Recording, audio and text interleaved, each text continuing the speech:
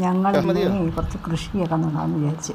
നല്ല മഴയും, പക്ഷെ നമ്മുടെ പറമ്പിലൊന്നും കിളുക്കത്തില്ല. ചുമ്മാ ഒന്ന് ട്രൈ ചെയ്യാം. ഞങ്ങൾ രണ്ടുപേരും കൂടെ മഴയത്തങ്ങ് ഇറങ്ങി എന്തെങ്കിലുമൊക്കെ ചെയ്യാമെന്ന് വിചാരിച്ചു. അങ്ങനെ ഇഞ്ചി, ഇച്ചിരി മഞ്ഞൾ, രണ്ടുമൂന്ന് ചീനിക്കമ്പ് ഒക്കെ അങ്ങ് നടുക. കിളിക്കുമോയെന്നൊന്നും അറിയത്തില്ല, പിന്നെ ചുമ്മാ ഒന്ന് ട്രൈ ചെയ്യാം. എന്നിട്ട് ഞാൻ നട്ടത് ശരിയാവാഞ്ഞിട്ട് പിന്നെ എന്നോട് വിളിച്ച് നടുക. അങ്ങോട്ട് ഈ പൊങ്ങിയിരിക്കുന്ന മണ്ണ് അങ്ങോട്ട് ചീനിക്കമ്പ് വേണമെന്ന്. ചീനിക്കമ്പ് കിളുക്കുമോയെന്നൊന്നും അറിയത്തില്ല. ഭയങ്കര വെള്ളം കെട്ടിക്കിടക്കും ഇവിടെ ഞങ്ങളുടെ പറമ്പിലേ. വെള്ളം ഒഴുകി പോകത്തില്ല. അവിടെ ഇതൊക്കെ ചീഞ്ഞു പോകാൻ ചാൻസ് ഉണ്ട്. പിന്നെ നോക്കാം, നമുക്കൊന്ന് നോക്കാം. ഒരു ചെറിയ പരിശ്രമം കിട്ടിയാൽ കിട്ടട്ടെ.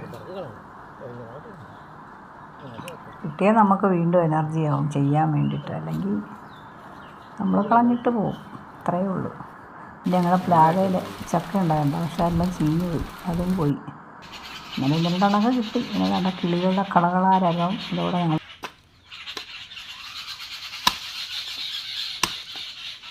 ഞങ്ങൾ കുറച്ച് കൃഷിയൊക്കെ നടാമെന്ന് വിചാരിച്ച്.